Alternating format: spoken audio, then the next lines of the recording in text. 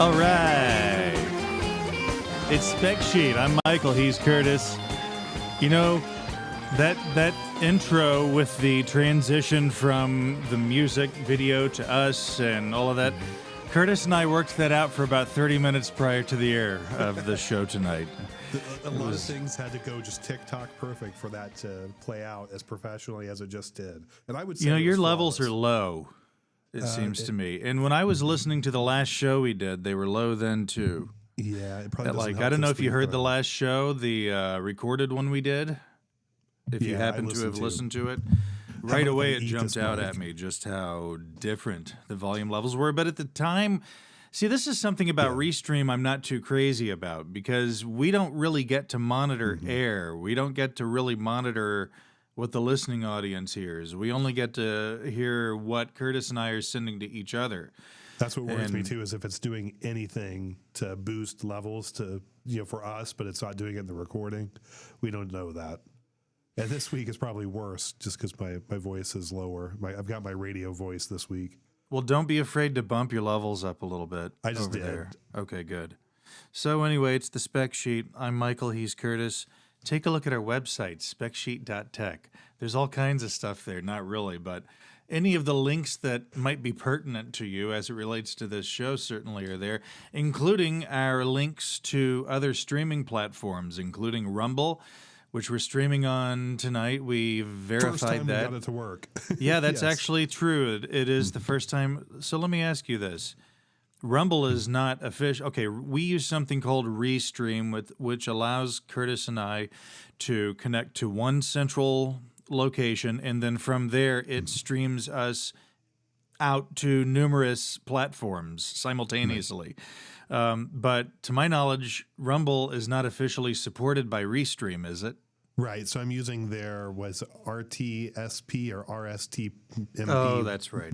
That's what I'm using for it. So yeah. And before this is funny. So Rumble and Rumble Studio is something you and I have been talking behind the scenes about a lot. Rumble as a platform has its benefits in some spaces for where, it's not got any of the censoring pieces that YouTube has, but it doesn't have the audience that YouTube has either. But they do have a tool called Rumble Studio, which is similar to Restream and Restream Studio, but it's free, where we pay for Restream IO. So again, go to our Patreon, become a member. This does cost us money to do it at the level we're doing that makes it what I would call as frictionless as possible. But anyway, Rumble Studio is free and claims to do the same kind of things. But one of the weird things that the reason why my setup to take Restream to Rumble wasn't working is Rumble expects you to have a pre-roll clip predefined that plays every time you have a live stream set. So why? I don't know. It was weird. So I tested a couple times just impromptu streams to it, and they kept failing too from even OBS, which is what we've used to, you're using that right now, aren't you, to manage your scenes? But I'm managing those scenes. You are. And OBS should be simple, but it also has the same issue. If you want to do a live stream that's scheduled, you have to have a pre-roll video before it. So once I picked the simplest pre-roll video I could, put it up there, now the stream works. So it was great. That's interesting. Well, anyway, if you want to listen to us on Rumble, you can. I think YouTube is our primary platform. We've kind of settled on that from just the standpoint of trying to be successful with something. But at the same time, I think it's really good to have a backup plan, because the rules in terms of what you're allowed to say on various platforms are ever shifting. Many times people are penalized on various platforms for things that they said 10 years ago when maybe those things weren't considered socially unacceptable, and then you fast forward just a few short years and suddenly they are, and people wind up being demonetized or having their content removed altogether. And so I think it's good not to, just as you wouldn't invest only in one location, I think it's also good not to, well, this is an investment as well. It's an investment of time. It's an investment of effort. Both sides. Yeah. So why dump all of that into one central repository? So I think it's good to have a little bit of an insurance policy. Yeah. We also do post every episode to our Patreon as well. So, I mean, like if you do become a member, that's a place where if you don't catch a live show when we do them, you'll be able to get an alert for it. So at least become a free member on Patreon or become a paid member at $5. And then I mentioned to Michael, I haven't set it up yet. Is it okay if I bring up our $3,000 membership? Yes. Okay, so Yes. I'm going to set up on Patreon. I didn't know you were going to mention this. Okay, Well, go ahead. I meant to get it set up before I did it, but I'll go ahead and mention it, and then you can go check it out and watch, see how long it takes me to make this happen, because I know so many people are going to be excited for it. But for $3,000, it's the one-on-one play session, 3K, 3,000 US dollars. You have to do all the translation of your monetary system with that. But anyway, for that, one of us Don't will come fly. up in here with Canadian dollars. Right. That's Well, we not do have getting someone who does anything Canadian done. dollars, though, and so it costs them more to be a member, which we appreciate. But anyway, at $3,000, one of us will fly directly to your location, and we'll hit the play button for you to watch the video, and maybe even talk to you for like $10 a question during that. Let's not get greedy, Curtis. Well, maybe. I think, if you spend $3,000 with our Patreon, through our Patreon, yes, we will fly on an aeroplane to your location physically and press play. I think, how would we arrange our fingers on the mouse button, Curtis? Would like each of us maybe like come from different sides of the mouse and place them both on the... We'd have to. It's like Captain Planet, like when the What if rings it's all come a together. mobile device with a capacitive touch screen that they want us to press play on? I mean, I know they support multi-touch, but I don't think that's really going to work. So I don't know how we're going to do this. If we Well, find someone test ourselves in and find I don't want to get there and have it get awkward where you and I look at each other and nobody knows who's going to press the play button. I want this. I want this. That's part of the benefit of it. So, like paying for the awkwardness of both of us trying to figure out how we push the button at the same time, all the more beneficial. What if it's on like an Apple TV or a Samsung TV, and we're sitting in their living room with our family watching it? I just want this all fleshed out now, Curtis. I don't want to. Yeah, Curtis and I got there and it didn't go well. I didn't get I got $2,999 worth, but I didn't get that extra dollar of both of them hitting I was play. standing there waiting to push that play button. Curtis came up in there, put his finger on it, and thought it was his job to push it. I'm not pleased. And they could pay so we've twice. we've not spoken since. We shan't work together again. that would be an epic end. I'd take that. First time we wouldn't meet in that person. wouldn't that be the irony that the Yes. success is what tore us apart? It was the lack of success for so many years that actually was the thread keeping us together. Yeah. So for many years, $20,000 we'll speak at your child's birthday party, bar mitzvah, bar mitzvah, whatever. But I will have to check some crime stats and various other statistics prior to going to your location. I just want that made clear with the listening audience. I mean, it is possible that if I find the locale to which we are to travel disagreeable in some way, perhaps we can arrive at a neutral, mutually appreciable location. Let me also mention that's in the, was it contiguous? Is that how you say it? United States? Yeah, it's got to be in the lower 48, people. Yeah, Let's I'm not get sorry, silly. but Although we're not going to I'm willing to Romania. fly to Puerto Rico. Or Romania, to... Hey, Vlad. Yeah, You know what? I mean, if can, you want to that's cool. look, but you've got all this Romania's Got Talent money, and I just want to know why none of that has flowed into this operation.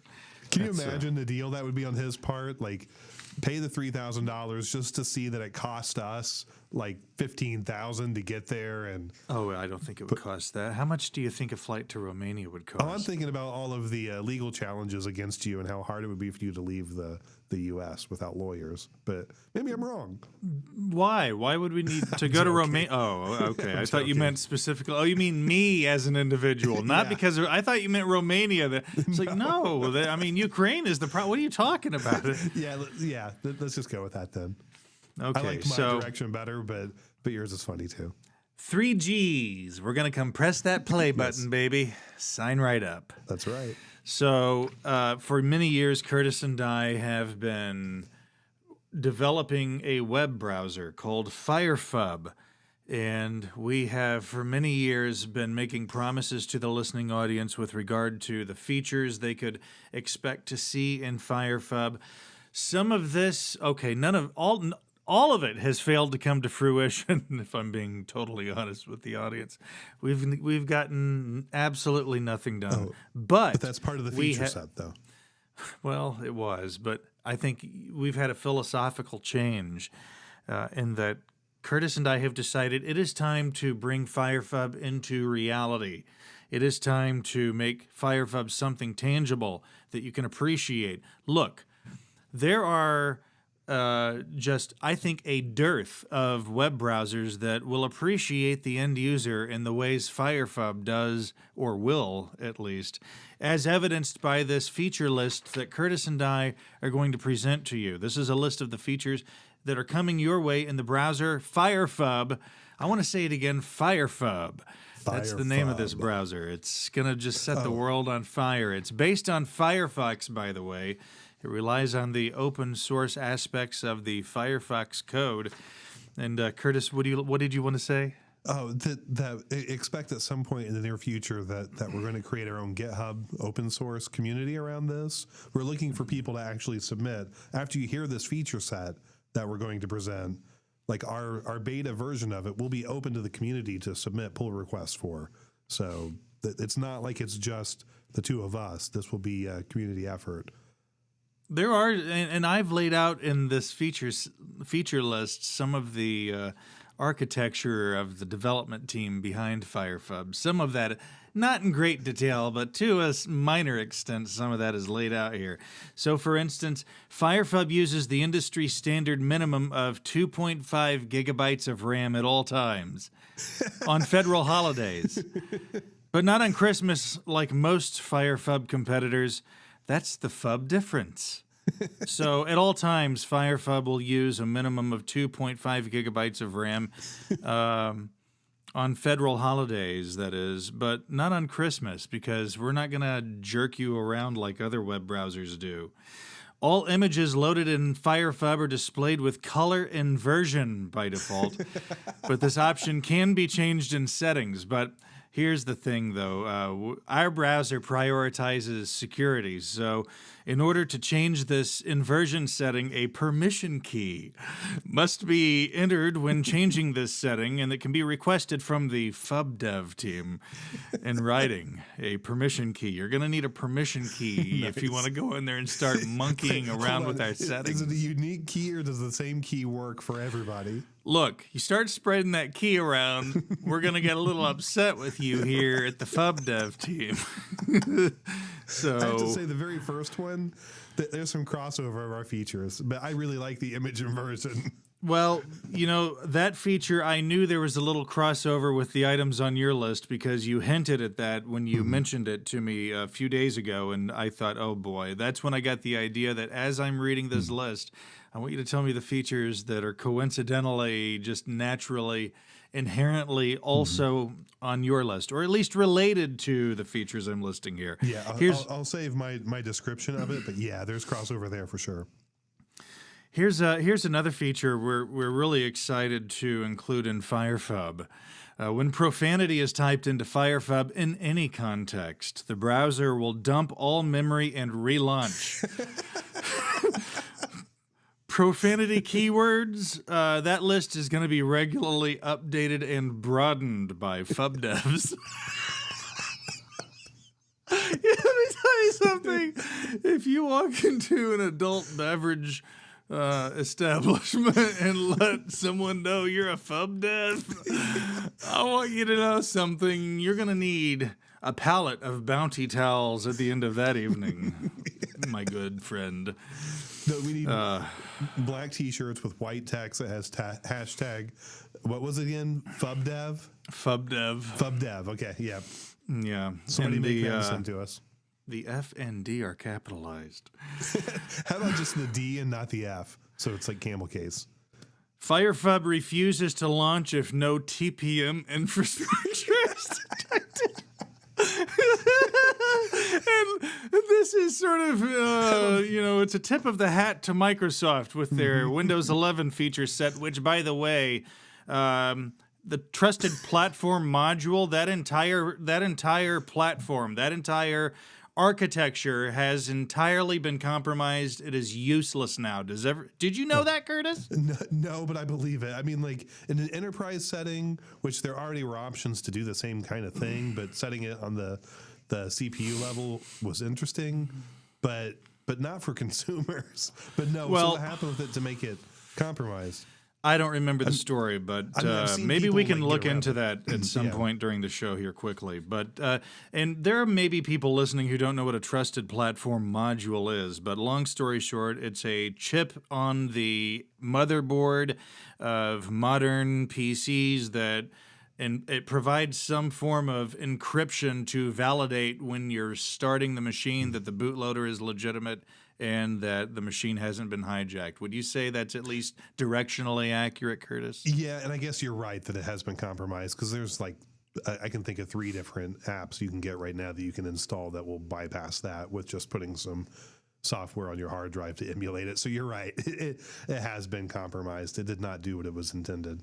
And many times what you'll do, not knowing what you're doing, people will go into, in the old days, BIOS or the modern UEFI settings of their PC, and the trusted platform module won't be enabled, and so they'll enable it, and then they restart their PC, but no driver's been installed for the TPM module, so they've got this thing sitting there in Device Manager, and they have no idea what in the hell they're looking at, and it just turns into a big... You know something, though? The just absurdity of Microsoft having required that as one of the benchmark asterisk requirements you must have in order to install Windows 11 on a PC when that operating system came out. And I think that requirement still stands, even though what I just said to you is known to the entire security news following world, that the trusted platform module as it exists is entirely compromised. Yet I don't think Microsoft has rescinded that requirement at all. But I would suggest there are numerous ways to install Windows 11 without meeting the requirements, just to make sure everybody's clearly aware of that. Go ahead. So 2 hot takes with that. One, I think BIOSes became corrupted and were not what they were originally intended to be the moment they built a GUI that could use a mouse. Like, if I always did find that inherently creepy, or like I found it sort of... I felt like it meant that everything's been dumbed down. I felt like the fact that they thought they needed to provide that interface meant that other things were also going to be dumbed down in a way that ultimately isn't beneficial. And it kind of always would give me an icky feeling going in and realizing, I can use a mouse here. Yeah, you almost never need to go into it unless you're a gamer who's overclocking. But I've never overclocked a PC in my life. Oh, really? I wouldn't even know how. I used to back with my Athlons back in the day. I could do it, but I wouldn't know. Like, there's a sweet spot in terms of pushing it far enough where you don't damage the hardware and you get max benefit at the same time, and also pushing it far enough that you use more power, but not so much more to the point where you're not extracting any benefit from the additional power consumption. So there's a sweet spot, where these lines are crossing on a graph that you really want to hit, and I have never even bothered to get into this. I used not to play at all. with it. I mean, I guess if I had been a gamer, I probably would have, just out of necessity. Yeah, I mean, I used to do it to like just server stuff too, like doing rendering of like video on servers. I used to play with it, but it just reminded me, gave me a good memory of my old motherboard. I wish I could remember the model number of it now. That had 2 Celeron CPUs in it. So the Celeron was never meant to be a dual CPU system, like the Xeons and some of the server chips are designed for their instruction set to work well with 2 of them. And I had a motherboard that allowed you to put 2 Celeron chips in it. And so you'd have 2 low-end CPUs working at full speed together. and I would overclock that. And it was the dumbest thing in the world, but just to know that I could do it was so much fun. To think you and I have reproduced. I know it's. We've been in the same room with nude women. Yeah. It really is an astonishing thing. No one can prove that that's happened. I mean, it's all theoretical at this point. I suspect it's happened. FireFub. So again, FireFub refuses to launch if no TPM infrastructure is detected for security. I want us to be the opposite, that we only run on non-TPM hardware. And also to go back, like this is me becoming the dev again. I'm already refining your list. It only took us the third one before I'm doing it, but let's do the TPM, but reverse it to no TPM. And if you have TPM, you have to request by text message a passkey to be able to launch it on a TPM device, because we're not confident that device has not been overcome by some security measure. I can see the logic in this because, hey, TPM's been cracked, baby. Right. So, we really can't have you launching FireFub on a compromised machine. FireFub wants to protect you as a consumer using the most advanced browser that's ever existed.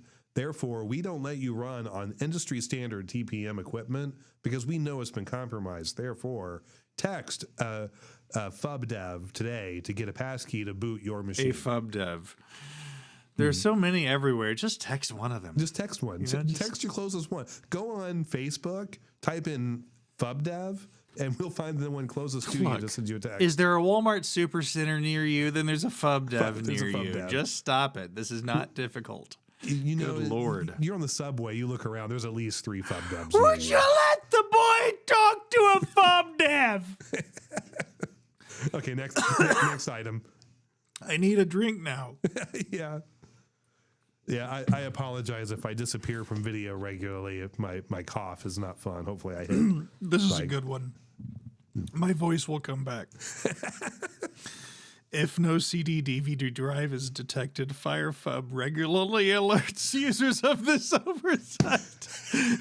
If client machine is in sleep state, FireFub will wake machine to maintain alert schedule.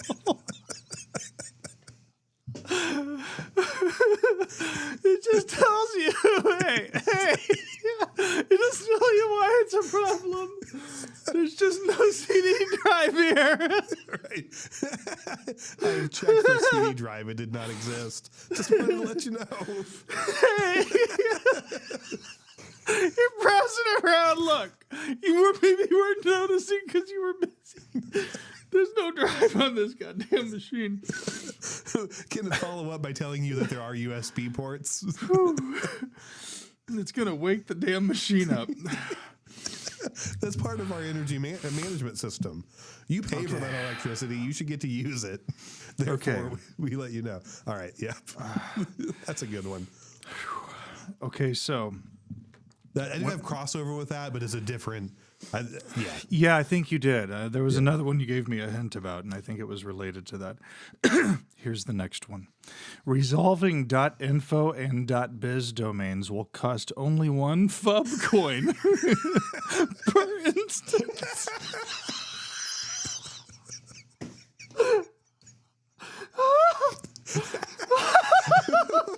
What do you do to get a FUB coin?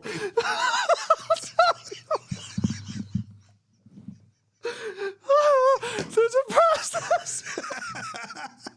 I'm asking the right questions.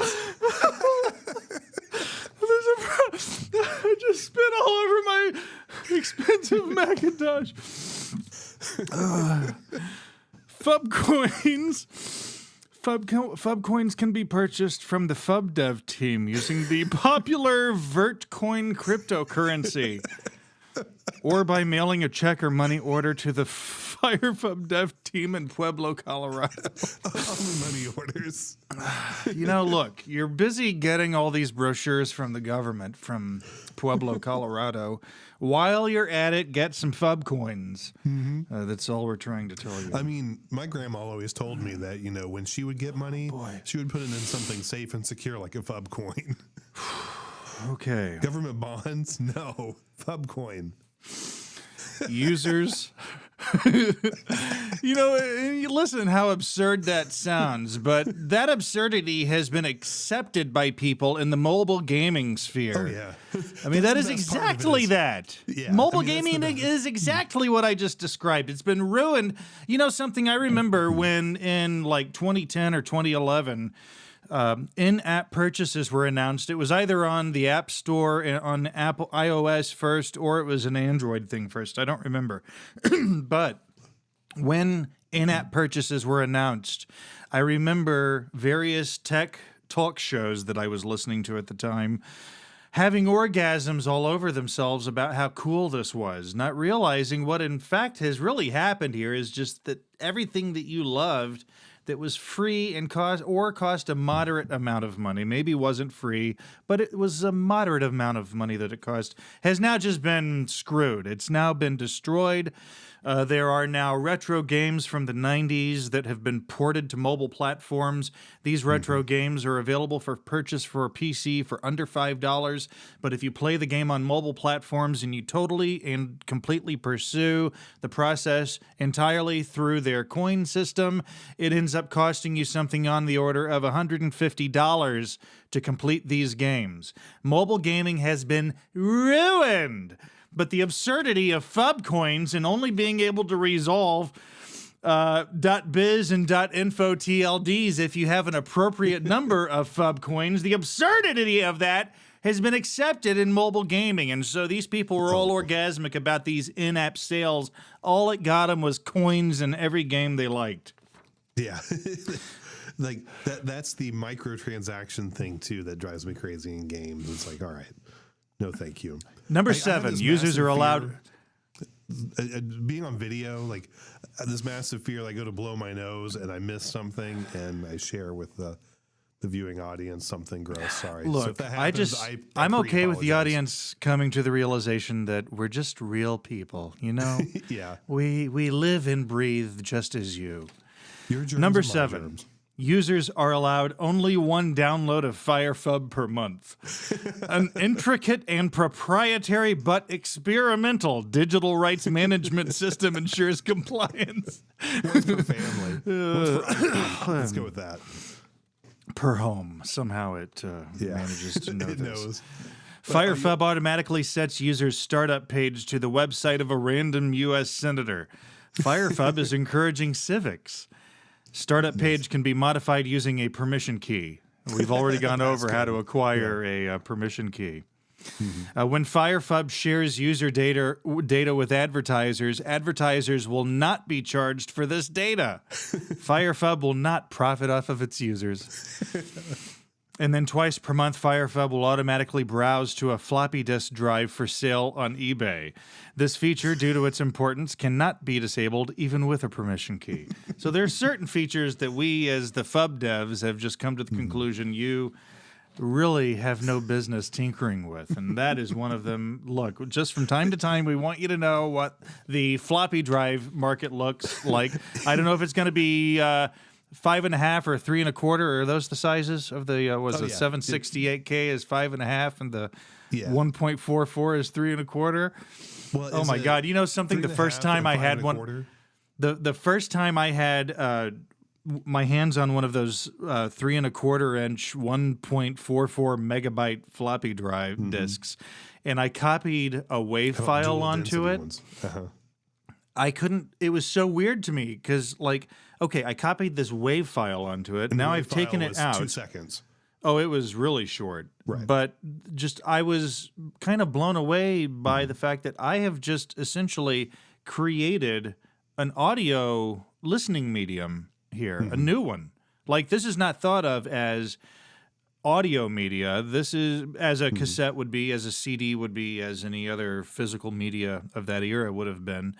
It's just thought of as storage media, and I happen to have put music on it, and because I've put music on it, it sort of, I guess what I'm saying is, it kind of exploded something in my brain at that moment and made me realize that physical music media is not really physical music media. It's just storage media. Right.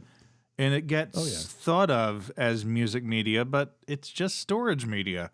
And You're blowing my mind right there thinking about it. I'm wondering, did anyone ever, like thinking of like vinyl, did anyone ever try to take a CD and put it, like someone who didn't know, try to play it on a record player? And then the next step up with digital media, did anyone try to take a CD or a floppy disk or a CD with data on it and put it in there? But like the other thing is the way you make the separation between I bought a music album on CD versus you bought a game that has music on it too. Like, yeah, those are both just storage mediums. Or that music CD could be labeled Led Zeppelin 2, and yet somehow it's just random ones and zeros that have been written across it. It's a storage, but I had never thought about it in that context until that moment that I copied a simple WAV file onto a floppy disk in my computer class in the 11th grade. And it just, my brain went, wow, whoa, Nice. this is... Yeah, you came to that realization earlier than me to think it through that way. I just did. I just had that experience that 11th grade you had. So Apple has. Oh wait, let's go through your list. I'm sorry, I forgot. Curtis. Okay, yeah. So here's mine. Let's see how well I can present this. Okay, so this is the first one that has carryover. On App Startup, we have a system to ensure the application is snappy and responsive. We use an infinite loop to collect 75% of all available memory and refuse to return it to the operating system. This way, you know FireFub is working. So always 75% of available memory taken up by FireFub. Look, that is going to do a lot to prevent slow web page loading. You want to use, if you got that RAM, why would you not use it anyway? That's how I've always felt. That's right. And it's a security measure because viruses, if they can't get RAM, they won't be able to take over your system. Okay, they won't get all virusy. That's right. This one is really important. Our security alert system keeps you safe from predators online and off. Continuous reminders of the potential that a convicted felon is nearby helps keep you situationally aware of your surroundings. So it's not even sex offenders. It's just a convicted felon. This could be somebody who had a tax problem. Yes. I mean, this goes along with the CD-ROM alerts. You're going to get constant alerts that there could be a convicted felon nearby. So what we need to do is find some way to stack the CD-ROM alerts with the convicted felon alerts in a way that's unintrusive. That's right. Well, so I can help because the next feature that works well with it, they say that feature of alerts for the potential of being in a dangerous situation, along with our Mark Me as Safe feature, when using FireFub, anytime the accelerometer is activated on your mobile device, we alert you to the real dangers that may be near you. Mark yourself safe to continue using your phone. So, and this, I would say this feature probably only activates 3 to 7 times per day tops. Well, no, it's constant. So is it constant? If you're going for a jog, look, and more you is have better. You will be FireFub more installed, secure. Yeah, I mean, because you never know. Like each step you take and your accelerometer activates on your phone that has FireFub installed, mobile edition, that you need to know that step is one step towards danger you just took. So mark me as safe. You always know you're safe because you've actively told FireFub you are. And I think when you mark yourself safe, FireFub should just through packet scanning on your local network, figure out who all your contacts are and start texting them each time you mark yourself safe to let them know you're safe, just to make the system that much more effective. That's great. And they don't have to be FireFub users to get those alerts. We'll take care of that for you. Oh no, it's just sending text messages. Right. Exactly. That's what that's the magic of it. So like that's where 3 to 7 times. Why a day, reinvent the wheel? We say. I mean, that's where the CD-ROM alerts should come through. So like, if you don't have a CD-ROM device attached, you're constantly getting alerts every time. Like anyone who's on your contact list of your phone or your computer or social media, we'll attach to all of them, but they all get alerts saying that you've marked yourself as safe. But then 3 to 7 times a day, we also alert them that you do not have a CD-ROM device attached to your computer. Have you ever noticed when you shave your head bald that if you hold it at a certain angle, it looks like you have a bald spot? Like where the hairs are angled? Like right there. It looks like I'm going bald right here. But then I can tilt it and the whole thing looks, see that? Right. I see it. That. Yeah, but there's like a 2-week period where this optical illusion exists. So do you intend to go like shaving regularly for it, or no, you just no. shaved and then It was just getting a little unwieldy. unwieldy? So Nice. I like that word. I got rid of it, and I've only ever gone buzz cut. I've never actually gone bald, but I probably should just to see. let's just say I have an annual hair budget, and it doesn't really get into double digits, and so it was starting to look like that was going to have to happen. So I just decided, and I have to tell you, the first time I went outside and the wind was blowing on my head like this, it was so freeing. It was just like the wind was blowing on my soul. It felt so nice. Nice. You could feel spring in your bones. Oh, I can feel it. You can. All right, next. FireFub for HR. We use AI. Oh, boy. Okay. Yeah. We use HR to scan your browser. Sorry, I said that wrong. We use HR to scan your browser history and automatically submit your resume to job postings that match. So far, we have matched 100 people with promising careers in industries as exciting as personal assistant, sanitation assistant, CEO of a Fortune 100 business, and town crier. I think that's going to be a great one. You don't have to apply for jobs. We'll do it for you. And we will also automate the job for you in some way. We'll find some way to clock in. You won't even know we've applied for the job for you. We will use proprietary systems developed by the FUB dev team in order to compromise the network of your employer in order to clock you in. This is going to be something fabulous. I think that it's a multiplier. It's your days of going to work are over if you're a FireFub user. I like it. You were scared of AI, now AI is scared of you. Yeah, FireFub is just going to go ahead and clock you right in every day to a job you never knew you applied to. That's right. This next one is really important, and it also ties back into our protecting you.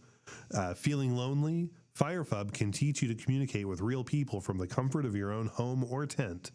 Subscribe to Virtual Internet now and have completely fake yet seemingly real websites created in your own virtual internet. Talk with lifelike bots, post pictures and replies to social media networks without the concern of screwing up again or being canceled.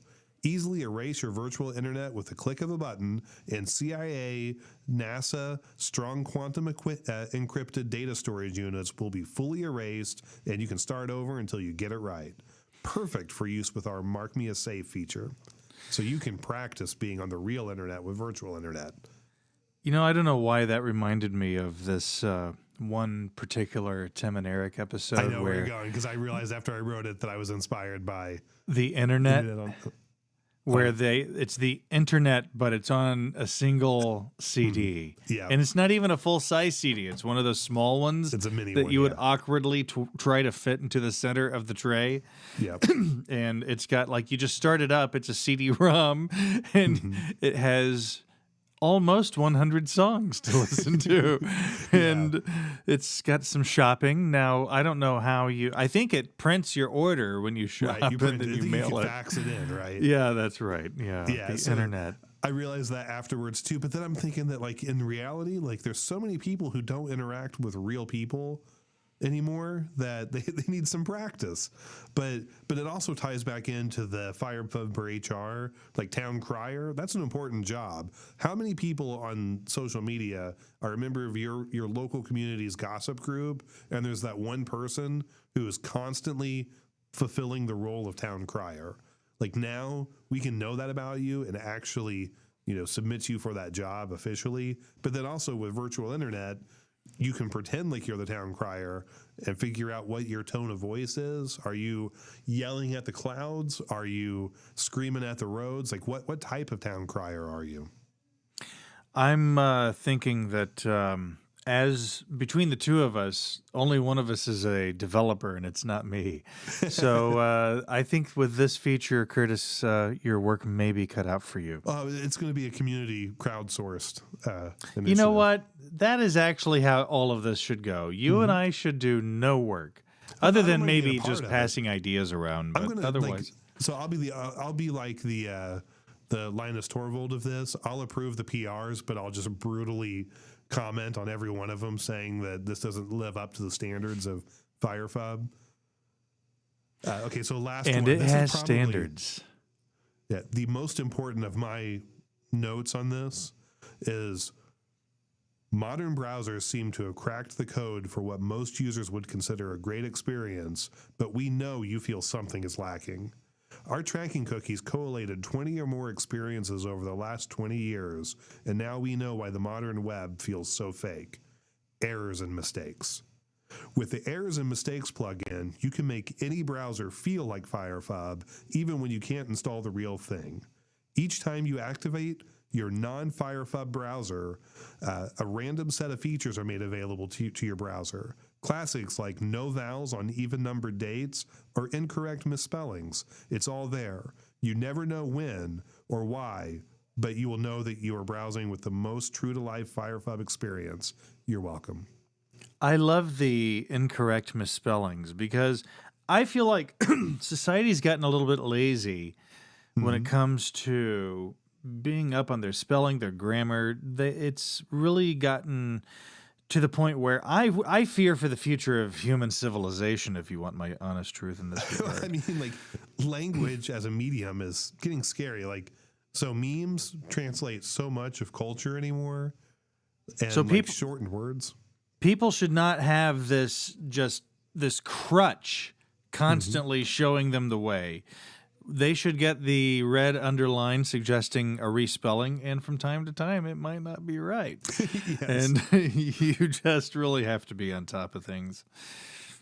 It's important. I mean, I like the idea that FireFub is a browser and an experience of its own, but why not have your Chrome function similar to FireFub, but you don't get to decide which features of FireFub it's using. It's different I said when you open it, but let's say every tab is a different experience. Well, I just hope that Chrome users will be able to purchase permission keys. Well, yeah, we'll have to work out, the air-gapped password process for that. But well, we just need to find a way to discourage users from sharing their permission key around. Right. Can we make the passkey incremental numbers for every time it's typed in? It's basically the serial number for your download of Fire. So you could just predict a future download and be like, 11,065,000. That's the ticket. I like the idea that you get your passcode, you type it in. If somebody within a fraction of a second types in or requests one, their number is incremented by 1, and then you think you cracked it and you know what the password system is, but 12 more people have signed up, so you increment by 1 and you're wrong, and you just have to keep going and going. And actually, we tell people that. Like, when you request a passkey, we say, well, the last passkey that I submitted was 1, 2, 3, 4, 5, 6, 7, 8, 9. And then increment it by 1. And so you leave it to the end user, and they're like, I tried it and it didn't work. We'll try again. Someone else probably sent out a passcode or a passkey. So we don't give an actual accurate one. We just say, as a FUB dev, we tell you what the last one that person pushed out.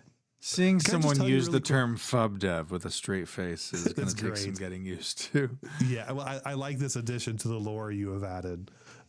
Someone create a Wikipedia page for this too. It should exist. But this reminds me too. Early in my career, I worked with a software product where we had a hash generated serial number that would be activated for how long you had paid for the software. You could do month by month, you could do by year, or you could get a lifetime key. And part of my job was I was the one who had to go through and issue keys.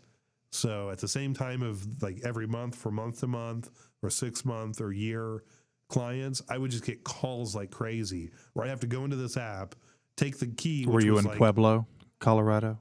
Yeah, I must have been. But like I had to go and take by 4 digits separated by almost like a GUID of values, type it into our little app we had built, generate for how long they had paid for, but I had to make sure they had paid, and then read them back their key so they could type it in. And they always got it wrong. Like I'd say a 0 and they'd type an O, or a 1 and they typed an I or an L. And this was back in the days where when you wanted to remote into a machine, Well, why was that key not written in such a way that there was no 1 and no L or no well, there's O not. No, or people just 0 type it in wrong. use? Well, no, it was all like numbers. It wasn't meant to be numbers and letters, but the people would type wrong things. They would hear you and type what they wanted. So think back to like Microsoft keys back in the day. That was the inspiration for our system. And it was just a pain, man. I so hated those calls. And then, like, again, so I was saying that the way to dial into a machine at that point was using PC Anywhere over a phone line. So they'd have a modem that they would use to do credit card transactions. They would have to use that phone line, connect the modem for remote access into it. I'd have to tell them, do not answer the phone when I call. If they've tried it like 3 or 4 times and now they've been locked out, they still weren't typing what I was saying, or they just didn't hear me correctly, then I would have to get dialed in. The first time I would call them, I would hear somebody pick up and say, hello, hello, and then they would get bombarded with modem trying to initialize, hang up, call them back and say, okay, I'm going to call again, but don't pick up the phone. It's the modem. Let the modem pick up. And then I would do it, but they didn't start PC Anywhere server side on their side, so we had to go through the whole cycle over again. PC Anywhere. That's a name I haven't heard in a long time. That was like, oh, dude, I can't tell you how many hours of my life have been lost to that application. And then the first broadband internet, which was a DSL connection that one of my clients got to where I could still use PC Anywhere, but remote by IP. But now we've traded modem initiation for what is your dynamic IP. It was the worst. And then the website, What is My IP, came out. And I remember the call center that I managed at the time. Somebody was joking around about the fact that, like, we're telling people the letters IP, and it's funny every time. So me and a coworker were like, we'll just say, what do IP? And then we went and found that website was available. So I registered whatdoip.com. And I used that for years. Oh, yeah, it was the best.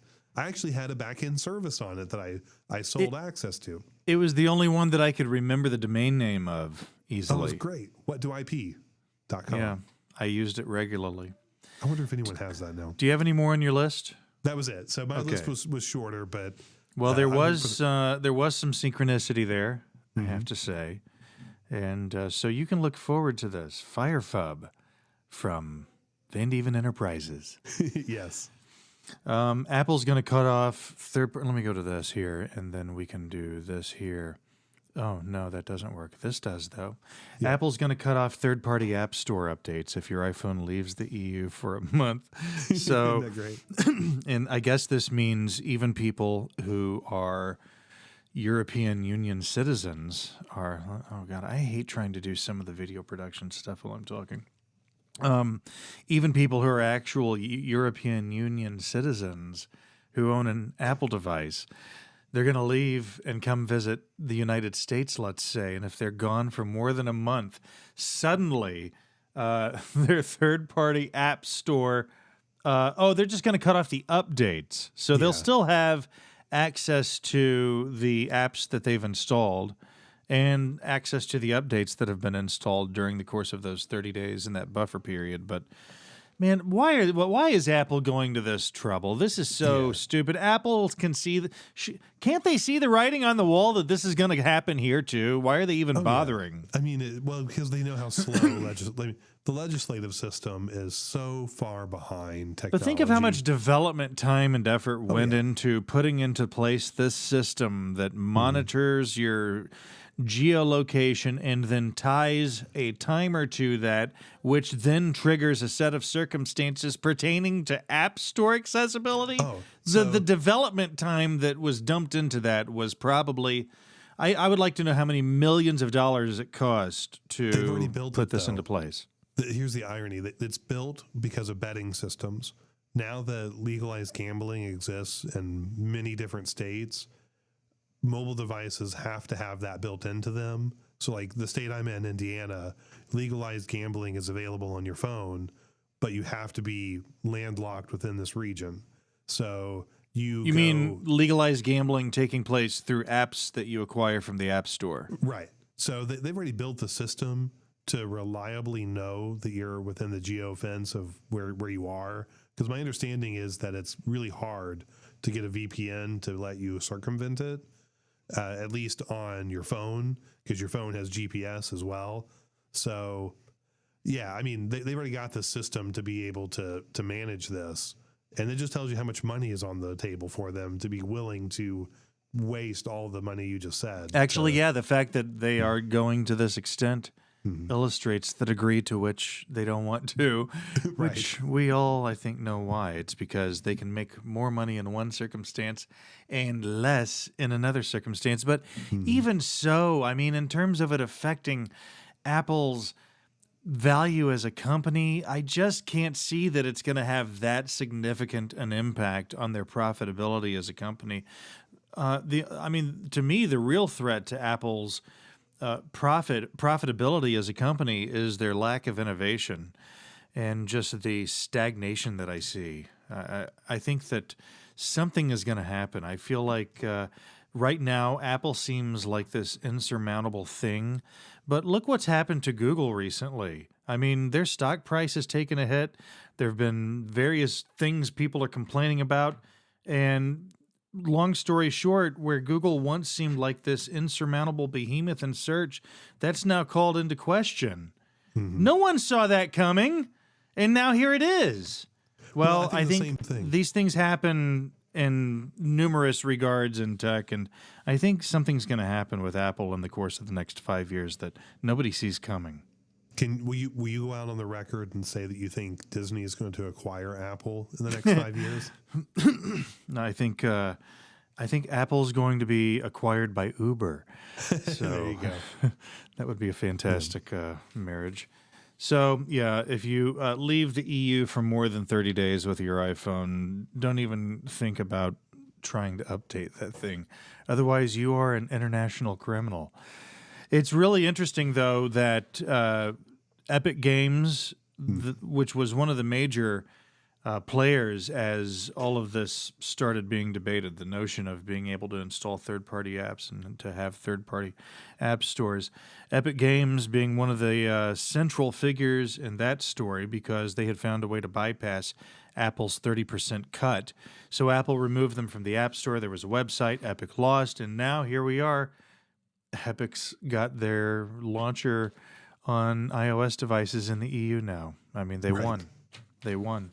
It's coming here. I mean, I just don't understand why Apple wants to fight it. If they would just stop fighting it, suddenly, to me, the iPhone would be undeniably the only device to bother having. There would be no reason to argue against having an there would be no reason to argue in favor of having an Android phone over an iPhone, I think, if you could freely install third-party app stores and install apps from those app stores. Well, I mean, that's the one valid point that Android devices still have as an operating system is the open nature. As long as you get the right phone, I mean, you can't get an Android phone that feels locked down. Don't buy one from Amazon. You remember those phones that were coming from them that were all locked to the Amazon App Store? Microsoft just found out why you don't want to tie your operating system to the Amazon App Store for Windows for Android because they're cutting that too. I should have had that story in our list. What? But, what's happening? So, sorry, I kind of went like a tangent there. But anyway, so Android first, like that's the one thing they have against Apple is that open scenario with your operating system, install what you want. But Apple seems to be the one that anyone can pick up and use quickly. So I could see them winning once that restriction goes away. And then jumping to the other story is if you've used Windows 11 with the new features that they'd released in the last, I think it's 6 months to a year, but they had similar to the Windows subsystem for Linux, they had one for Android too, where you can install Android apps on your Windows 11 device. And this is to basically combat third-party tools out there that already were letting you do this, and Apple's attempt to make it to where with a Silicon Mac, you can run App Store apps from the mobile apps, which I think you told me that isn't open to everything, right? You can't install every iOS app on your laptop? No, you cannot. In fact, when you go into the App Store on a Mac, your initial search when you're searching for an app is going to show you apps that are intended for iPhones. And then there's a really good likelihood not find the app you're looking for there. So there's a little button you can click that says, what is this? I think it says iPad and let me just search. I'm just gonna search for an app called Test. Yeah, if you don't find what you're looking for there, and you won't, there's a button you click, iPhone and iPad apps. No, okay, there's a Mac apps button and then an iPhone and iPad apps button, okay? And this is so stupid. I mean, you never find the same thing on both. So why don't they just have these buttons not exist? Don't separate it, just have a yeah, big they search. just I don't understand it. But so apparently app developers can just decide that they don't want their apps to run on your Mac. And it's the most unbelievable thing ever. And I've even looked into downloading IPA files, I think is what they're called on iOS. Like on Windows, when you install an application, it's an exe file. On Android, it's a, what is it on Android? Yeah. I don't remember what the files are called. Yeah. And then it's an IPA file on an iOS device. I've gone down the road of downloading those directly from some third-party website and trying to... You can't even run them. It's not even possible. If they don't run within the umbrella, the confines of the App Store that's on this Mac and its infrastructure, you can't launch the installer. It just won't happen. Not in any way that I'm aware of. It's absurd. Once that restriction's gone, that'll be good. But Microsoft tried to do the same thing with Android, but they partnered with Amazon. So to do this, it had to be in the Amazon App Store for you to be able to install it. Same idea as what you just described. And the thing is, the team within Microsoft was fully funded by the profits they made from their partnership with Amazon and the sales in the Amazon App Store.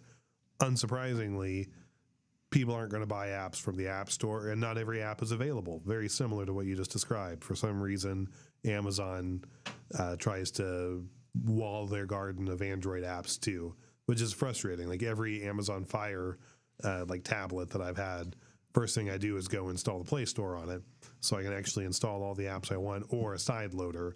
But anyway, so the feature was barely used, even though it's a cool idea within Windows, and now it's going to die. They're going to drop it completely because it wasn't profitable. That whole team is being either let go or reassigned, which is frustrating.